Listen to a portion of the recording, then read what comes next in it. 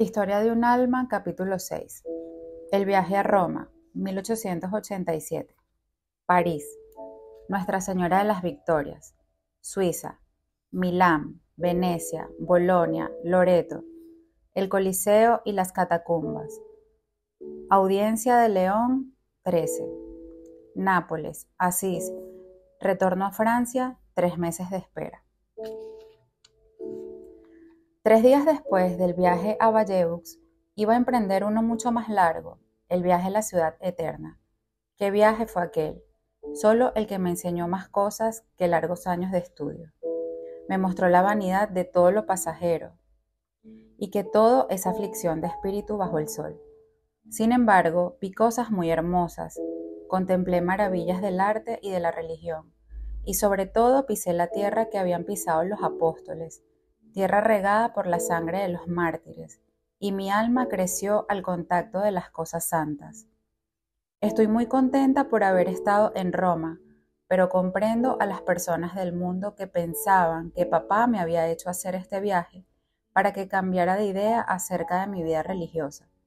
Y en efecto, cosas hubo en él capaces de hacerme tambalear una vocación poco firme. Celina y yo, que nunca habíamos frecuentado el gran mundo, nos encontrábamos en medio de la nobleza, que componía casi exclusivamente la peregrinación. Lejos de encandilarnos, todos esos títulos y esos de nos parecieron puro humo. Visto de lejos, todo eso me había deslumbrado un poco, pero visto de cerca, entendí que no todo lo que brilla es oro, y comprendí aquello de la imitación. No persigas el falso brillo de un gran nombre, ni el trato familiar de muchos, ni la amistad particular de las personas. Comprendí que la verdadera grandeza se halla en el alma y no en el nombre, porque como dice Isaías, el Señor dará otro nombre a sus elegidos, y también San Juan, al vencedor, se le dará una piedrecita blanca sobre la que estará escrito un nombre nuevo que solo conoce el que lo recibe. De manera que en el cielo sabremos cuáles son nuestros títulos de nobleza. Entonces cada uno recibirá de Dios la alabanza que merece, y quien en la tierra haya querido ser el más pobre, el más olvidado por amor de Jesús, ese será el primero, el más noble y el más rico. La segunda experiencia que tuve fue respecto a los sacerdotes. Como nunca los había tratado de cerca, no podía comprender el fin principal de la reforma del Carmelo. Rezar por los pecadores me fascinaba, pero rezar por el alma de los sacerdotes que yo tenía por más puras que el cristal me parecía extraño. En Italia comprendí mi vocación. Este viaje no era demasiado largo para adquirir un conocimiento tan útil. Durante un mes viví en compañía de muchos santos sacerdotes y vi que si bien su sublime dignidad los eleva por encima de los ángeles, no dejan de ser hombres frágiles y débiles. Sí, sacerdotes santos, llamados por Jesús en su Evangelio Sal de la Tierra, revelan en su conducta que tienen una grandísima necesidad de oraciones. ¿Qué habrá que decir de los tibios? Jesús dijo también, si la sal pierde su sabor, ¿con qué se la volverá a salar? Madre mía, qué hermosa es la vocación que tiene por finalidad conservar la sal destinada a las almas. Esta es la vocación del Carmelo, ya que el único fin de nuestros sacrificios es ser apóstol de los apóstoles, rezando por ellos en tanto que ellos evangelizan las almas por sus palabras y sobre todo por sus ejemplos. Debo detenerme, pues si continuase hablando sobre ese tema no terminaría nunca. Madre, le contaré mi viaje con algunos detalles. Perdóneme si les doy demasiado. No pienso detenidamente antes de escribir, y por causa del poco tiempo libre de que dispongo, lo hago con tantas interrupciones que tal vez mi relato le resulte fastidioso. Lo que me consuela es que en el cielo le volveré a contar las gracias que he recibido y que entonces podré hacerlo con palabras agradables y expresiones encantadoras. Nada interrumpirá nuestras conversaciones íntimas y con una sola mirada usted habrá comprendido todo. Pero puesto que debo emplear todavía el lenguaje de esta misma tierra, intentaré hacerlo con la simplicidad de un niño que conoce el amor de su madre. El 7 de noviembre, la peregrinación partió de París, pero papá nos llevó a la capital algunos días antes para que la pudiéramos visitar. Una madrugada, las 3, atravesé la ciudad de Lisieux, que aún dormía. Muchas impresiones cruzaron por mi mente en ese momento. Comprendí que partía hacia lo desconocido y que allí me esperaban grandes cosas. Papá estaba feliz. Cuando el tren arrancó, se puso a cantar el viejo estribillo. Rueda, rueda, diligencia mía, andando vamos por el camino real. Llegamos a París esa misma mañana y enseguida comenzamos a recorrerla. El pobre papá se cansó mucho con tal de complacernos, de modo que pronto habíamos visto todas las maravillas de la capital. Por lo que a mí respecta, solo una me cautivó: Nuestra Señora de las Victorias. No podría expresar lo que sentí arrodillada a sus pies. Las gracias que me concedió me conmovieron tan profundamente que solo mis lágrimas expresaron mi felicidad, como el día de mi primera comunión. La Santísima Virgen me dio a entender que era ella verdaderamente quien me había sonreído y curado. Comprendí que velaba sobre mí y que yo era su hija, y por eso ya no la podía llamar sino mamá, nombre que me parecía más tierno que el de madre. Con cuánto fervor le rogué que me cuidara siempre y que pronto hiciera realidad mis sueños, escondiéndome a la sombra de su manto virginal. Este había sido uno de mis primeros deseos de niña. Al crecer había comprendido que me sería posible encontrar verdaderamente el manto de la Santísima Virgen en el Carmelo, y hacia esa fértil montaña tendía todos mis deseos. Supliqué también a Nuestra Señora de las Victorias que alejara de mí todo lo que pudiera empañar mi pureza. No ignoraba que en un viaje a Italia me encontraría con bastantes cosas capaz de traerme turbación, sobre todo porque, ignorando el mal, temía descubrirlo. Todavía no había experimentado que todo es puro para los puros, y que el alma simple y recta no ve mal en nada, puesto que, en efecto, el alma solo existe en los corazones impuros y no en los objetos insensibles. También le pedí a San José que me cuidara. Desde niña le tenía una devoción que se confundía con mi amor por la Santísima Virgen. Todos los días recitaba la oración: San José, Padre y Protector de las Vírgenes. Así que emprendí sin temor este largo viaje, pues sabiéndome tan bien protegida, me parecía imposible tener miedo. Después de habernos consagrado al Sagrado Corazón en la Basílica de Montmartre, partimos de París el lunes 7 de noviembre por la mañana. Pronto nos relacionamos con las personas que formaban la peregrinación. Yo, que era tan tímida que de ordinario apenas me atrevía a hablar, me encontré totalmente liberada de este molesto defecto. Con gran sorpresa de mi parte, hablaba libremente con todas las distinguidas señoras, con los sacerdotes y hasta con Monseñor de Coutances. Me parecía que había vivido siempre en medio de ese mundo. Creo que todos nos querían y papá parecía estar orgulloso de sus 2 hijas. También lo estábamos nosotras de él, porque entre todos los peregrinos no había un señor más distinguido ni más apuesto que mi rey querido. Le gustaba que Celina y yo estuviésemos a su lado, y frecuentemente cuando no estábamos andando en coche, si yo me alejaba de él, me llamaba para que le diera el brazo como en Lisieux. El padre Reveroni examinaba cuidadosamente todo lo que hacíamos. A menudo lo veía mirándonos desde lejos en la mesa. Si yo no estaba frente a él, encontraba el modo de inclinarse a uno u otro lado para verme oír lo que decía. Seguramente quería conocerme para saber si era realmente capaz de ser carmelita. Pienso que debe haber quedado satisfecho de su examen, porque al terminar el viaje se mostró bien dispuesto para conmigo, pero en Roma estuvo lejos de serme favorable, como lo diré más adelante. Antes de llegar a la ciudad eterna, meta de nuestra peregrinación, tuvimos la oportunidad de contemplar muchas maravillas. Primero, Suiza con sus montañas cuyas cumbres se pierden en las nubes, sus graciosas cascadas que surgen de 1000 maneras diferentes, sus valles profundos repletos de lechos gigantescos y de brezos rosados. Madre querida, Cuánto bien hicieron a mi alma estas bellezas naturales derramadas tan profusamente. Cómo la elevan hasta aquel que se ha complacido en sembrar tales obras maestras en una tierra de exilio que ha de durar solo un día. No tenía bastantes ojos para mirar. De pie junto a la puerta del vagón casi perdía la respiración. Hubiera querido estar a ambos lados del vagón, pues cuando me volvía al otro lado veía paisajes encantadores y enteramente diferentes de los que tenía por delante.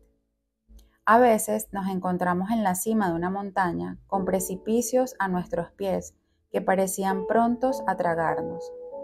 Era tal su profundidad que nuestra mirada no podía sondearla.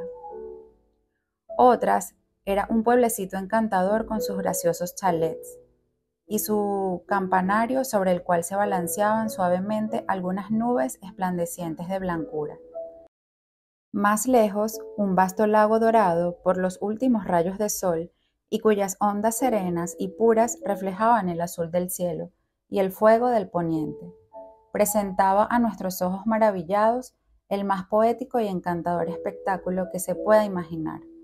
Al fondo del vasto horizonte se veían las montañas cuyos contornos imprecisos hubieran escapado a nuestra vista si sus cumbres nevadas brillando al sol no hubieran venido a añadir un encanto más al hermoso lago que nos cautivaba. Al mirar tantas bellezas, nacían en mi alma pensamientos profundos. Me parecía que ya comprendía la grandeza de Dios y las maravillas del cielo. La vida religiosa se me aparecía tal como es, con sus sujeciones y sus pequeños sacrificios hechos en la sombra. Comprendía que fácil es replegarse sobre sí misma, olvidar el fin sublime de su vocación, y me decía, más tarde, en el momento de la prueba, cuando prisionera en el Carmelo no pueda contemplar más que un rinconcito del cielo estrellado, me acordaré de lo que estoy viendo hoy. Este pensamiento me dará valor y olvidaré fácilmente mis pobres intereses frente a la grandeza y el poder de Dios, el único a quien quiero amar. No tendré la desgracia de atarme a unas pajitas, ahora que mi corazón ha presentido lo que Jesús reserva a los que le aman. Después de haber admirado el poder de Dios, pude admirar también el que había dado a sus criaturas. La primera ciudad de Italia que visitamos fue Milán. Visitamos hasta en sus más pequeños detalles su catedral, toda de mármol blanco, con sus numerosas estatuas capaces de formar un pueblo casi innumerable. Celina y yo fuimos siempre las primeras, siguiendo intrépidas a Monseñor, a fin de no perder nada de lo referente a las reliquias de los santos y oír bien las explicaciones. Por ejemplo, mientras ofrecía el santo sacrificio sobre la tumba de San Carlos, estábamos junto con papá detrás del altar, con la cabeza apoyada sobre una urna que guarda el cuerpo del santo revestido con sus ornamentos pontificales, y así en todas partes, excepto cuando se trataba de subir allí donde la dignidad de un obispo no se lo permitía, entonces sabíamos muy bien abandonar a su excelencia, dejando a las tímidas señoras esconder la cara entre las manos después de haber subido a los primeros campaniles que coronan la catedral. Seguimos a los peregrinos más osados y llegamos hasta la cima del último campanario de mármol, desde donde tuvimos el placer de ver a nuestros pies la ciudad de Milán, cuyos numerosos habitantes parecían un pequeño hormiguero. Cuando descendimos de nuestro pedestal, comenzamos nuestros paseos en coche, que iban a durar un mes, y sacarían para siempre mi deseo de rodar sin cansarse. El Camposanto nos encantó todavía más que la catedral. Todas sus estatuas de mármol blanco, a las que un cincel de genio parece haber infundido vida, están dispuestas con una especie de negligencia que, a mi gusto, aumenta su encanto. Hasta se tiene la tentación de consolar a estos personajes ideales que nos rodean. Su expresión es tan real, su dolor tan sereno y resignado, que es imposible dejar de reconocer los pensamientos de inmortalidad que henchían el corazón de los artistas que realizaron tales obras maestras. Aquí, una niña arrojando flores sobre la tumba de sus padres. El mármol parece haber perdido su espesor. Los pétalos delicados parecen deslizarse entre los dedos de la niña y el viento parece dispersarlos. También el velo ligero de las viudas y las cintas que adornan los cabellos de las jóvenes parecen flotar al viento. Papá estaba tan maravillado como nosotras. En Suiza había sentido fatiga, pero ahora se sentía contento y gozaba del hermoso espectáculo que estábamos contemplando. Su alma de artista se revelaba en las expresiones de fe y de admiración que iluminaba su bello semblante. Un señor mayor francés, que indudablemente no tenía un alma tan poética, nos miraba de costado y decía con mal humor, aunque parecía al mismo tiempo lamentarse por no poder compartir nuestra admiración. Ah, qué entusiastas son los franceses. Creo que hubiera sido mejor que este buen señor se hubiera quedado en su casa, pues no me parecía muy contento con su viaje. Frecuentemente estaba cerca de nosotros, y siempre alguna queja brotaba de sus labios. Estaba descontento de los coches, de los hoteles, de las personas, de las ciudades, en fin, de todo.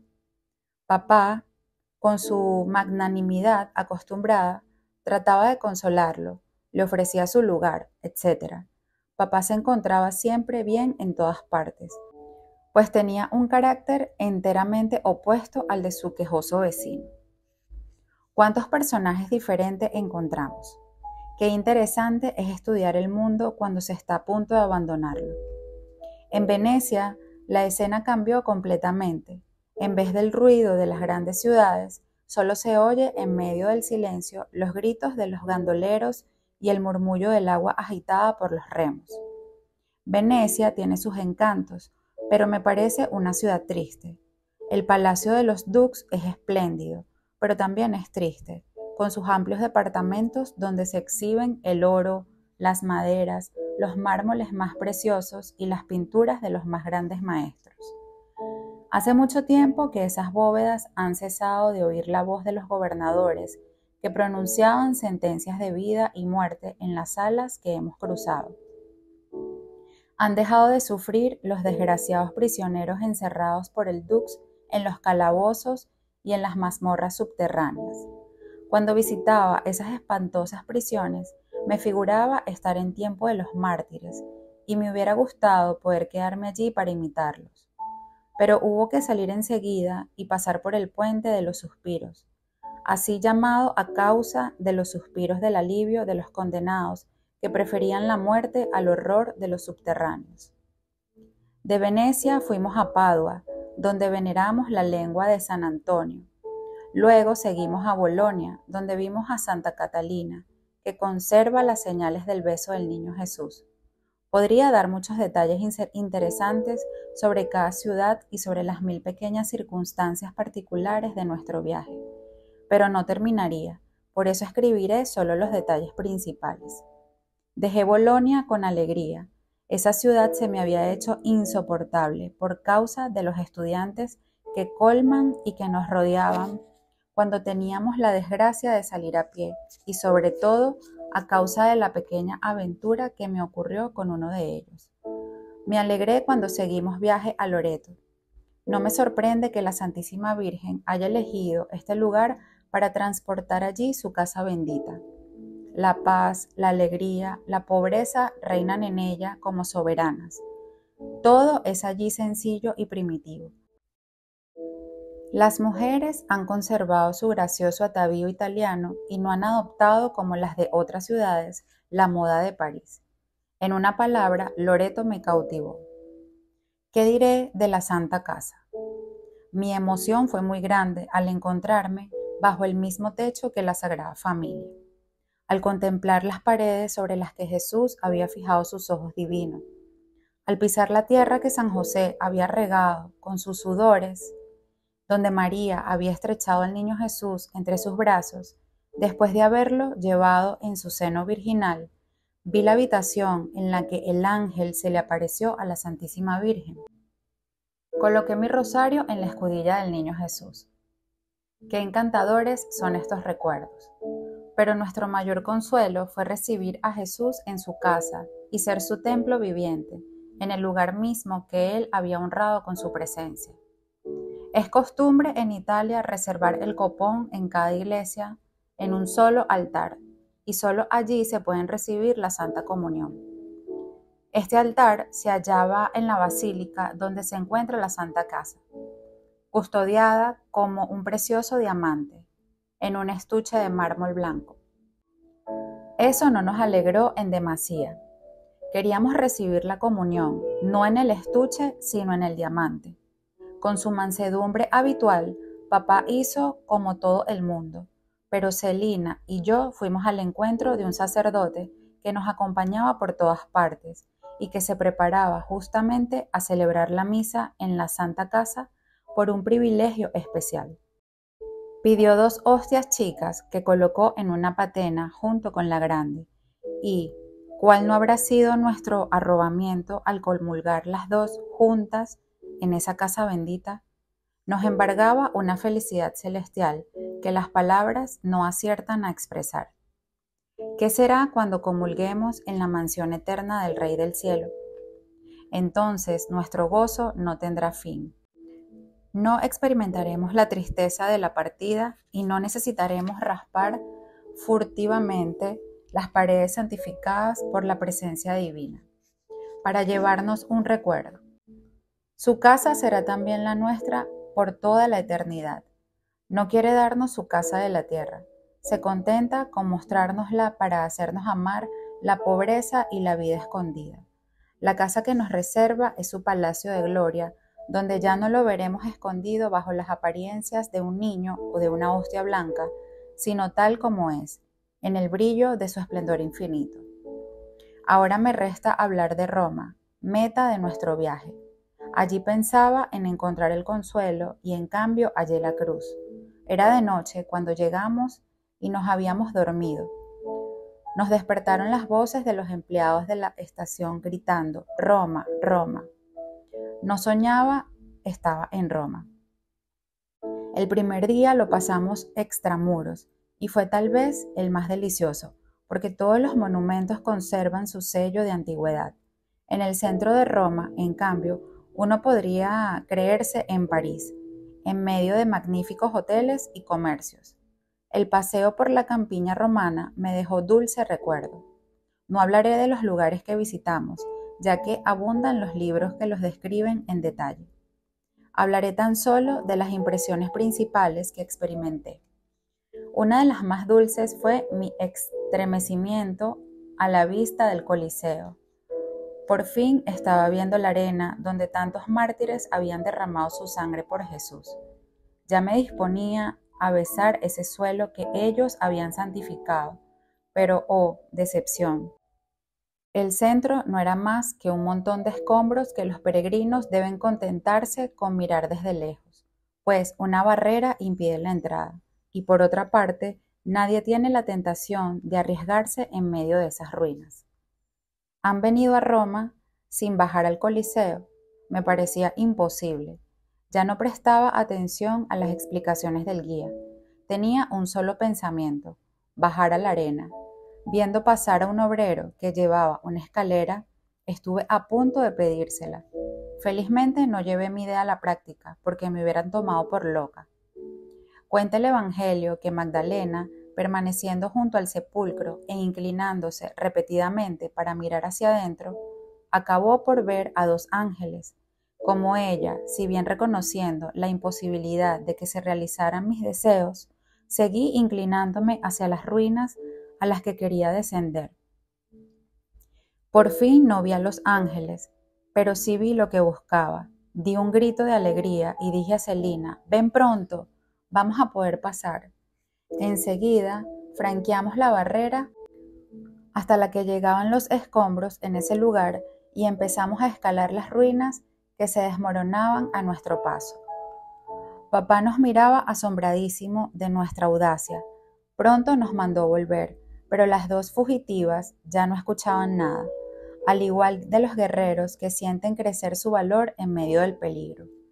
Así crecía nuestra alegría en proporción al esfuerzo que nos implicaba alcanzar el objeto de nuestro deseo. Celina, más previsora que yo, había prestado atención al guía y recordando que acababa de indicar una pequeña laja marcada con una cruz como el lugar donde combatían los mártires, se puso a buscarlo. Pronto lo encontramos y nos arrodillamos sobre esa tierra sagrada, y nuestra alma se confundió en una misma plegaria. Mi corazón latía fuertemente cuando mis labios se acercaron al polvo regado con la sangre de los primeros cristianos. Pedí la gracia de ser también mártir de Jesús, y en lo profundo de mi corazón sentí que mi plegaria había sido escuchada. Todo esto ocurrió en muy corto tiempo. Después de haber recogido algunas piedras, retornamos a las ruinosas paredes para recomenzar nuestras peligrosas hazañas. Al vernos tan felices, papá no pudo reprendernos y me di cuenta de que estaba orgulloso de nuestra intrepidez.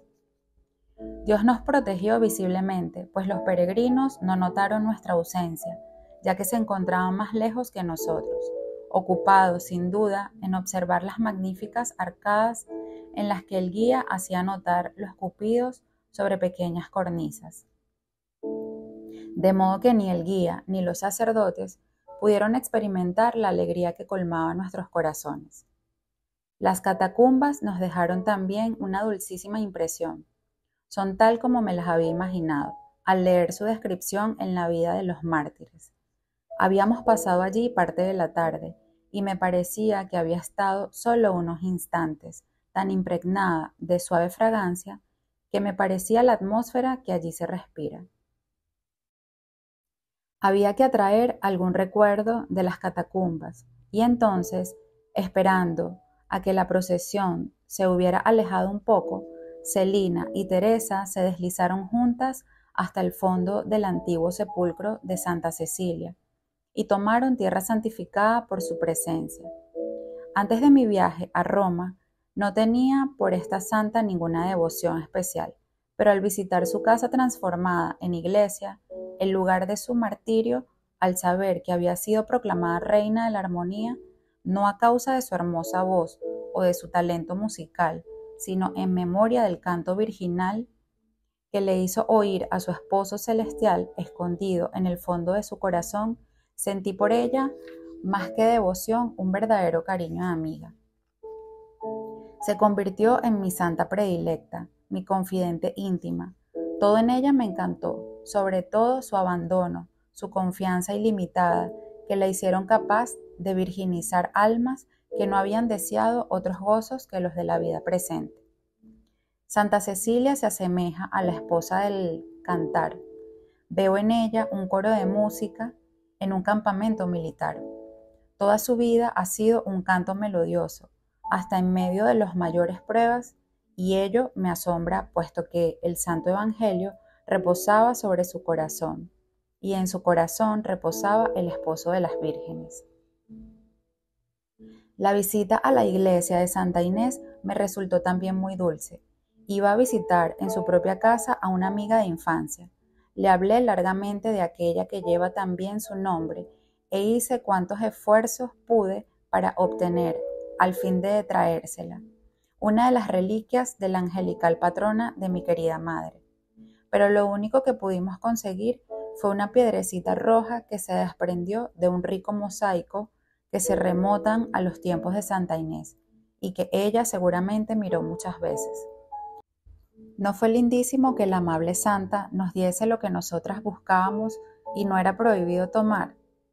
Siempre lo consideré como una delicadeza y una prueba de amor con el que la amable Santa Inés mira y protege a mi querida madre. Durante 6 días visitamos las principales maravillas de Roma y el séptimo vi a la mayor de todas, León XIII. Deseaba que llegara ese día y al mismo tiempo lo temía. De él dependía mi vocación, pues la respuesta que debía recibir de Monseñor no había llegado. Y por una carta suya, madre, había sabido que ya no estaba muy bien dispuesto en mi favor. Mi única tabla de salvación era el permiso del Santo Padre, pero para obtenerlo había que pedirlo, había que animarse a hablar delante de todo el mundo, Hablar al Papa, este pensamiento me hacía temor. Solo Dios sabe lo que sufrí antes de la audiencia. También lo sabe mi querida Celina. Jamás olvidaré cuánto compartió mis grandes pruebas. Se hubiera dicho que mi vocación era la suya. Todos los sacerdotes de la peregrinación cayeron en la cuenta de cuánto nos queríamos las dos. Una noche había tantas personas reunidas que faltaron las sillas. Entonces Celina me sentó sobre su rodilla. Nos mirábamos con tanto cariño que uno de los sacerdotes exclamó: «¿Cuánto se quieren? Estas dos hermanas nunca podrán separarse». Sí, es verdad, nos queríamos, pero nuestro afecto era tan puro y tan fuerte que el pensamiento de la separación no nos turbaba, porque sentíamos que nada, ni siquiera el océano, podrían alejarnos una de la otra. Celina veía con serenidad cómo mi navecilla se acercaba a la ribera del Carmelo y se resignaba a permanecer todo el tiempo que Dios lo quisiera en el mar tempestuoso del mundo, segura de que a su vez también ella llegaría a la orilla, objeto de sus deseos. El domingo 20 de noviembre, después de habernos vestido según la etiqueta del Vaticano, es decir, de negro, con mantilla de encaje en la cabeza, y habernos adornados con un medallón de León XIII suspendido en una cinta azul y blanca, hicimos nuestra entrada en el Vaticano y nos dirigimos hacia la capilla del soberano pontífice. Nuestra emoción fue muy honda al verlo entrar para celebrar la misa a las 8. Bendijo a los numerosos peregrinos reunidos a su alrededor, subió las gradas del altar y nos mostró, por su piedad digna del vicario de Jesús, que era verdaderamente el Santo Padre. Me latía fuertemente el corazón, y mis plegarias fueron muy ardientes en el momento en que Jesús descendía entre las manos de su pontífice. Entretanto, yo rebosaba de confianza. El evangelio de ese día contenía estas palabras fascinantes: «No teman, rebañito mío, ha sido del agrado de mi Padre darles el reino». Yo no temía, por cierto. Al contrario, esperaba que muy pronto me pertenecería el reino del Carmelo. No pensaba entonces en otras palabras de Jesús: «Les preparo mi reino como mi Padre me lo ha preparado a mí». O sea, les reservo cruces y pruebas, así serán dignos de poseer ese reino por el que suspiran ustedes, puesto que ha sido necesario que Cristo sufriera y entrase así en su gloria. Si ustedes quieren estar junto a Él, han de beber el cáliz que Él bebió.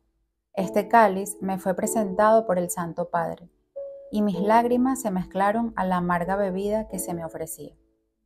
Después de la misa de acción de gracias que siguió a la de su santidad, comenzó la audiencia. León XIII estaba sentado en un gran sillón. Vestía sencillamente con una sotana blanca y museta del mismo color, y en la cabeza llevaba solo el solideo. A su alrededor, de pie, cardenales, arzobispos, obispos, pero los vi en general, pues toda mi atención iba hacia el Santo Padre. Pasábamos delante de él en procesión. Cada peregrino se arrodillaba por turno, besaba el pie y la mano de León XIII. Recibía su bendición y dos guardias nobles le daban un toque de rúbrica para que se levantara. Al peregrino, pues, me explicó tan mal que podía entenderse que era al Papa. Antes de entrar en el aposento pontificio, estaba muy bien decidida a hablar, pero sentí que mi coraje desfallecía cuando vi a la derecha al Santo Padre, a Monseñor Reveroni. Casi en ese mismo instante se nos dijo de su parte que se nos prohibía hablar a León XIII, pues la audiencia se estaba prolongando por demás. Me volví hacia mi querida Celina a fin de inquirir su parecer. «Habla», me dijo. Un instante después estaba a los pies del Santo Padre. Besé su sandalia y él me presentó su mano, pero en vez de besarla, junté mis manos y levantando hacia él mi rostro bañado en lágrimas, exclamé: «Santísimo Padre, tengo que pedirle una gracia muy grande». Entonces el soberano pontífice inclinó su cabeza hacia mí, de manera que mi cara casi tocaba la suya, y vi sus ojos negros y profundos clavándose sobre mí y penetrando hasta el fondo de mi alma. Santísimo Padre, le dije, en honor de vuestro jubileo, permitidme entrar al Carmelo a los 15 años. Sin duda me temblaba la voz por la emoción, pues volviéndose hacia Monseñor Reveroni, que me miraba con extrañeza y disgusto, el Santo Padre le dijo: no comprendo muy bien. Si Dios lo hubiera permitido, hubiera sido fácil para Monseñor Reveroni obtenerme lo que yo deseaba, pero Dios quería darme cruz y no consuelo. Santísimo Padre, respondió el vicario general, es una niña que desea entrar al Carmelo a los 15 años, pero los superiores están actualmente examinando la cuestión. Pues bien, hija mía, respondió el Santo Padre, mirándome bondadosamente, haz lo que te digan los superiores.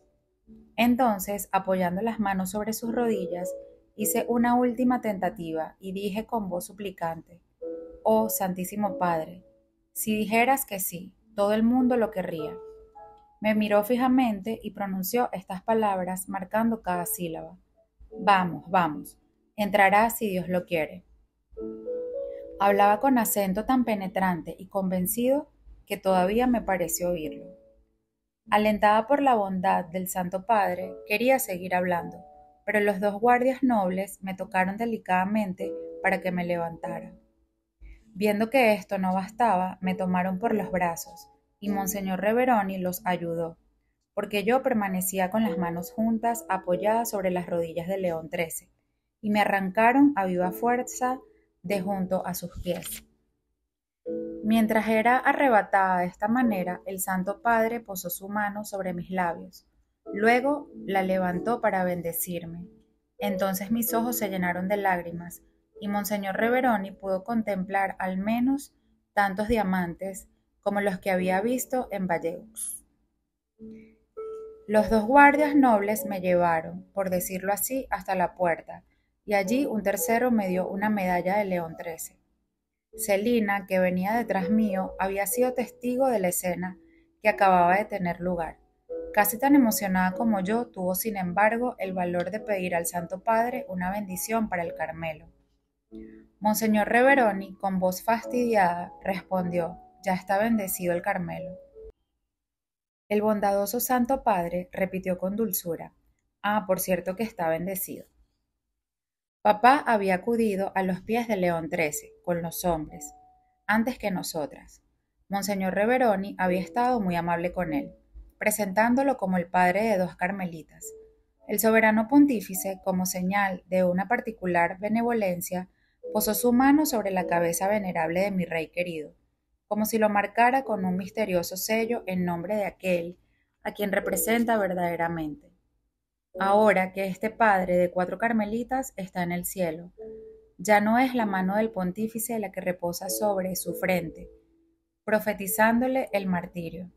Es la mano del esposo de las vírgenes, el Rey de la Gloria, la que hace resplandecer la cabeza de su fiel servidor. Y nunca jamás dejará de reposar esa mano dorada sobre la frente por ella glorificada. Mucha pena sintió mi querido papá al verme salir llorando de la audiencia. Hizo cuanto pudo para consolarme, pero fue en vano.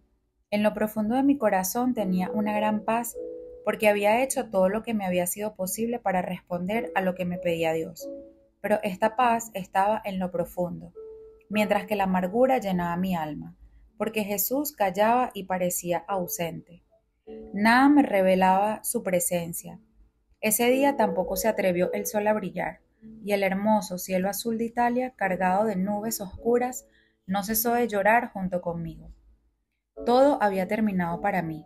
Mi viaje no me ofrecía ya ningún atractivo, puesto que su finalidad había fallado. Sin embargo, las últimas palabras del Santo Padre hubieran debido consolarme. ¿No era acaso una verdadera profecía?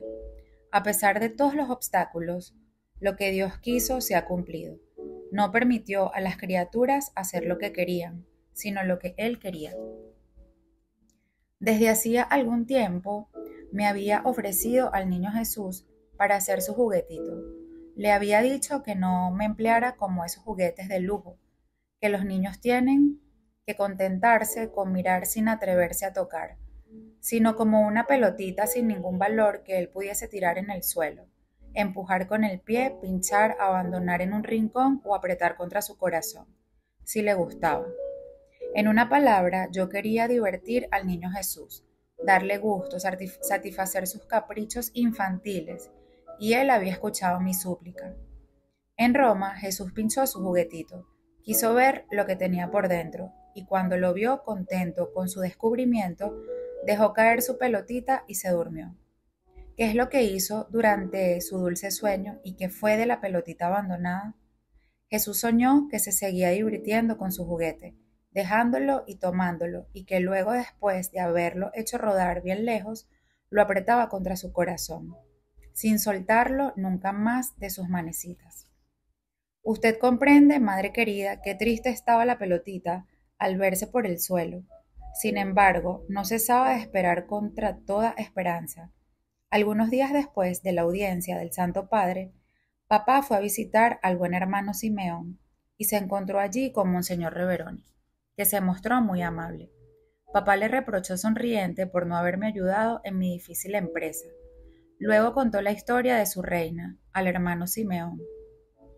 El venerable anciano lo escuchó con mucho interés y hasta tomó notas y dijo conmovido: «Eso no se ve en Italia».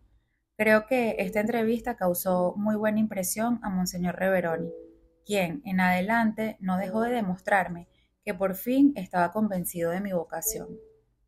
Al día siguiente de la jornada memorable, por la mañana, tuvimos que seguir viaje a Nápoles y Pompeya.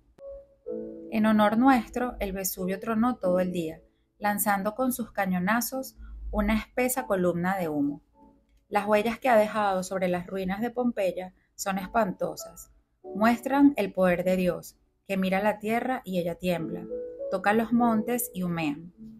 Me hubiera gustado pasearme sola en medio de las ruinas, pensar en la fragilidad de las cosas humanas, pero el número de los viajeros robaban a la ciudad destruida gran parte de su encanto melancólico. Todo lo contrario ocurrió en Nápoles, donde el gran número de coches con 2 caballos dio magnificencia a nuestro paseo al monasterio de San Martín, ubicado en la cima de una alta colina que domina toda la ciudad. Lamentablemente, los caballos de nuestro coche se desbocaban a cada momento y más de una vez creí llegada mi última hora. De nada le valía al cochero repetir constantemente la palabra mágica de los conductores italianos: apipao, apipao.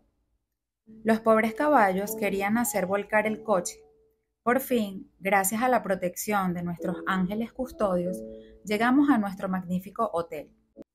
Durante todo nuestro viaje nos alojamos en hoteles principescos. Jamás me había visto rodeada de tanto lujo. Sería el caso de decir que la riqueza no constituye la felicidad, pues yo hubiera sido más feliz bajo un techo de paja, con la esperanza del Carmelo, que entre habitaciones opulentas, escaleras de mármol blanco, tapices de seda, pero con la amargura en el corazón. Comprendí muy bien que la alegría no se halla en los objetos que nos rodean, sino en lo más íntimo del alma, y que se la puede poseer tanto en una prisión como en un palacio. La prueba es que soy más feliz en el Carmelo, aún en medio de pruebas interiores y exteriores, que en el mundo rodeada de las comodidades de la vida y sobre todo de las dulzuras del hogar paterno.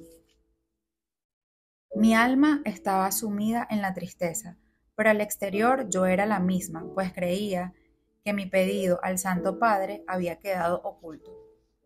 Pronto me convencí de lo contrario. Habíamos quedado en el vagón solas Celina y yo. Los demás peregrinos habían bajado al restaurante, aprovechando unos minutos de parada. Vi a Monseñor Legaux, vicario general de Coutances, abrir la portezuela mientras me decía con mirada sonriente: «Y bien, ¿cómo está nuestra pequeña Carmelita?». Me di cuenta entonces de que toda la peregrinación conocía mi secreto. Felizmente nadie me habló de ello, pero por la manera simpática con que me miraban entendí que mi pedido no había producido mal efecto, al contrario. En la ciudad de Asís tuve ocasión de subir al coche de Monseñor Reveroni, favor que no fue acordado a ninguna dama durante el largo viaje. Obtuve así este privilegio, después de haber visitado los lugares perfumados por las virtudes de San Francisco y Santa Clara. Habíamos terminado nuestro recorrido en el monasterio de Santa Inés, hermana de Santa Clara. Había contemplado a mi gusto la cabeza de la santa, cuando, al retirarme, una de las últimas, me di cuenta que había perdido mi cinturón. Lo busqué en medio de la multitud. Un sacerdote se apiadó de mí y me ayudó, pero después de habérmelo encontrado, lo vi alejarse y me quedé sola buscando, pues tenía el cinturón, pero no me lo podía poner pues le faltaba la hebilla. Por fin la vi brillar en un rincón. Tomarla y ajustarla fue cosa de un instante, pero la búsqueda anterior había sido más larga. Resultado: grande fue mi asombro de verme sola junto a la iglesia. Los numerosos coches habían desaparecido todos, a excepción del coche de Monseñor Reveroni. ¿Qué hacer? Tendría que correr en pos de los coches que ya estaba al alcance de mi vista. Tendría que exponerme a perder el tren con la consiguiente inquietud de mi querido papá, o bien solicitaría un lugar en la calesa de Monseñor Reveroni. Me resolví por esto último, con la expresión más amable y la mayor desenvoltura posible, a pesar de mi gran confusión. Le expuse lo crítico de mi situación y lo puse a él en un aprieto, pues su coche estaba enteramente ocupado por los señores más distinguidos de la peregrinación. Imposible encontrar ni un sitio más, pero un señor muy galante se apresuró a descender, me cedió su lugar y él tomó asiento modestamente junto al cochero. Yo parecía una ardilla en una trampa. Estaba muy lejos de sentirme cómoda en medio de esos grandes personajes, y sobre todo del más temible frente al cual estaba sentado. Sin embargo, estuvo muy amable conmigo, interrumpiendo de tiempo en tiempo su conversación con los señores para hablarme del Carmelo.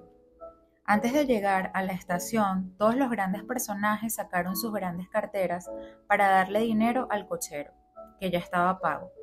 Hice como ellos y tomé mi carterita, pero Monseñor Reveroni no consintió que yo sacase mis moneditas y prefirió dar una grande en nombre de los dos.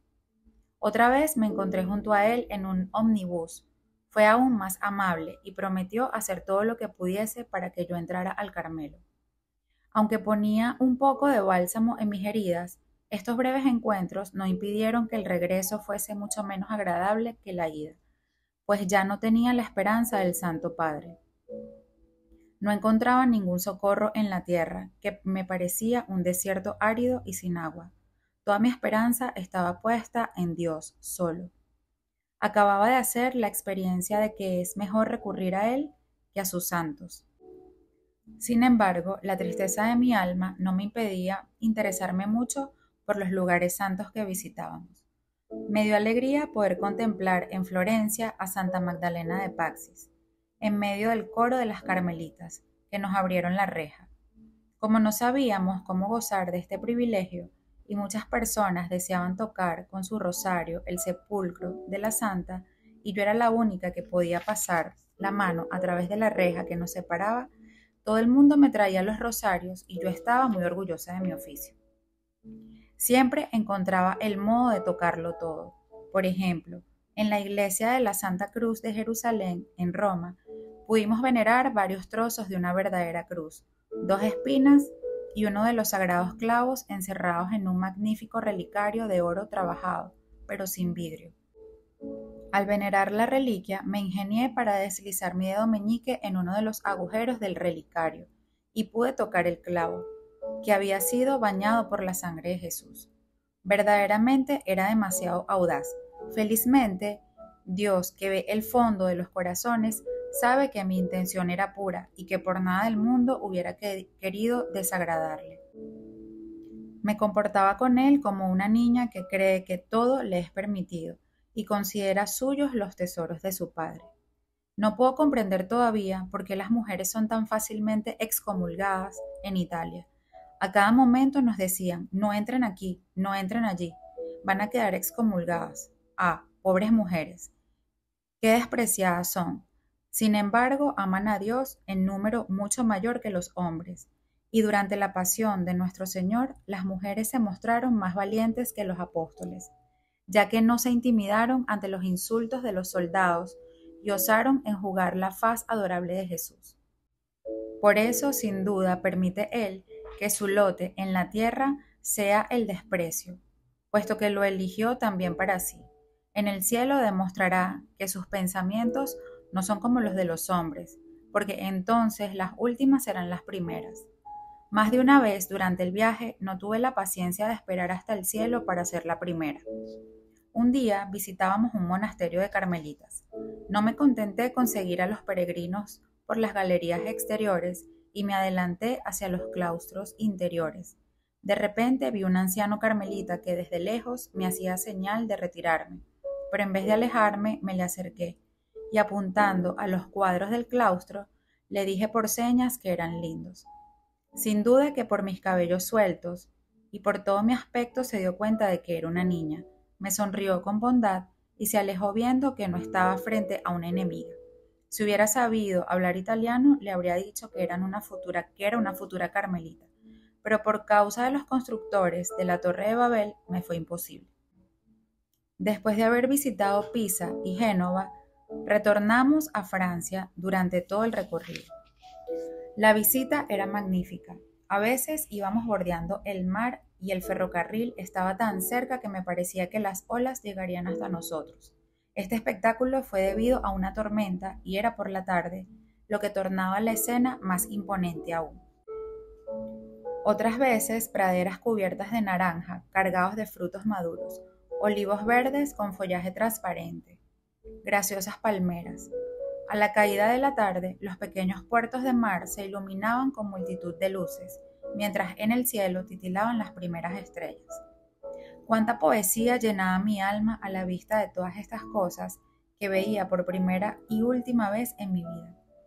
Las veía desvanecerse sin pena, pues mi corazón aspiraba a otras maravillas. Había contemplado suficientemente las bellezas de la tierra. El objeto de sus deseos eran las del cielo, y para darlas a las almas. Yo quería tornarme prisionera, pero antes de ver abiertas ante mí las puertas de la prisión bendita por las que suspiraba, me sería necesario todavía luchar y sufrir. Así lo sentí al regresar a Francia, aunque mi confianza era tan grande que no cesaba de esperar que me sería permitido entrar el 25 de diciembre. Apenas llegados a Lisieux, nuestra primera visita fue para el Carmelo. ¡Qué entrevista aquella! Después de un mes de separación, teníamos tantas cosas que contarnos. Este mes me pareció larguísimo y durante el mismo aprendí más que durante muchos años. Madre querida, qué dulce fue para mí volverla a ver, abrirle mi alma herida. Usted sabía comprenderme tan bien y le bastaba una palabra, una mirada para adivinarlo todo. Yo me había abandonado completamente, había hecho cuanto de mí dependía, hasta hablar al Santo Padre. Por lo tanto, no sabía qué otra cosa debía hacer. Usted me aconsejó que escribiese a Monseñor y le recordara su promesa. Lo hice inmediatamente, lo mejor que pude, pero en términos que mi tío encontró un tanto simples. Rehizo mi carta. En el momento en que iba a despacharla, recibí una de usted en la que me decía que no escribiera, que esperase algunos días. Obedecí enseguida, pues estaba segura que era el medio mejor para no equivocarme. Por fin, 10 días antes de la Navidad, partió mi carta. Muy convencida de que la respuesta no se haría esperar, iba todas las mañanas después de misa al correo con papá. Creía encontrarme con el permiso para emprender vuelo, pero cada mañana me traía una nueva decepción que, no obstante, no desmoronaba mi fe. Pedía a Jesús que rompiera mis ataduras, las rompió, pero de una manera totalmente diferente de lo que yo esperaba. Llegó la hermosa fiesta de Navidad, pero Jesús no despertó. Dejó por el suelo a su pelotita, sin mirarla siquiera. Me dirigía a la misa de medianoche con el corazón desgarrado, pues había contado con asistir a ella detrás de la reja del Carmelo. Fue esta una prueba muy grande para mi fe. Pero aquel cuyo corazón vela me hizo comprender que a quienes tienen fe como un grano de mostaza les concede milagros y que hace cambiar de lugar las montañas a fin de confirmar su fe tan débil aún. Para sus íntimos, para su madre, no obra milagros antes de haber probado su fe.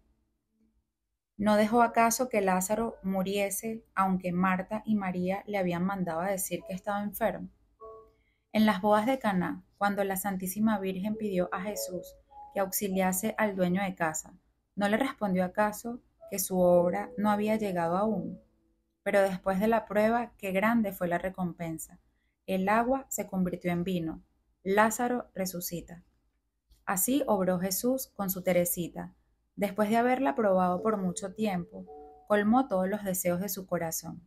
En la tarde de esa fiesta radiante que para mí había transcurrido en la aflicción, fui a ver a las Carmelitas. Grande fue mi sorpresa cuando, al abrirse la reja, vi un encantador niño Jesús que en su mano tenía una pelotita sobre la cual estaba escrito mi nombre. Las Carmelitas, en lugar de Jesús demasiado pequeño para hablar, me cantaron un canto compuesto por mi madre querida. Cada palabra derramaba en mi alma muy dulce consuelo. Jamás olvidaré esta delicadeza maternal que siempre me colmó de las más exquisitas ternuras. Le agradecí con lágrimas la alegría y luego les conté la sorpresa que Celina me había preparado para cuando regresamos de la misa de medianoche. Había encontrado en mi cuarto flotando en un gran recipiente una navecilla en la cual dormía el niño Jesús, con una pelotita cerca suyo. Sobre la blanca vela, Celina había escrito estas palabras: duermo, pero mi corazón vela. Y sobre la nave esta sola palabra: abandono. Si Jesús no hablaba todavía a su noviecita, si sus divinos ojos permanecían cerrados, por lo menos se le manifestaba por medio de las almas que sabía comprender todas las delicadezas y el amor de su corazón. El primer día del año 1888, Jesús me regaló una vez más su cruz, pero esta vez debí llevarla sola, pues me resultaba tanto más dolorosa cuanto que no alcanzaba a comprenderla.